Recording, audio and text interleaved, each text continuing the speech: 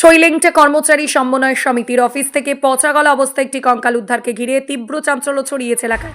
খবর পেয়ে দ্রুত ঘটনাস্থলে পৌঁছায় পুলিশ। প্রাথমিকভাবে অনুমান করা হচ্ছে উদ্ধার মৃতদেহটি একজন মহিলা।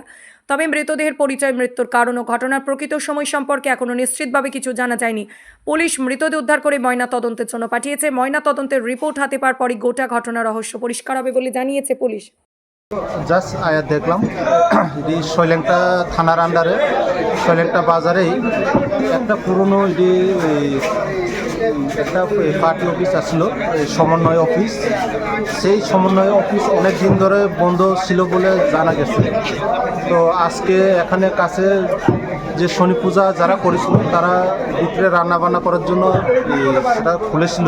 তখন ভিতরে একটা মৃতদেহ, অজ্ঞাত মৃতদেহ পাওয়া গেছে। তো আমরা এফএসএল টিম এখন আনতাছি, তারপরে আমরা ইনভেস্টিগেশন করতেছি। এই মৃতদেহটা কার এখন আইডেন্টিফাই হয়নি, ইনভেস্টিগেশন চলছে। এমনিতে কিছু পুরুষ বা মহিলা এমন কিছু বোঝা গেছে নি স্যার? কিছুটা তার গড়ন বা যে হাতের চুড়ি দেখে মনে হচ্ছে মহিলাই হবে। প্রায় কঙ্কাল মানে চেহারা প্রায় বোঝা গেছে না।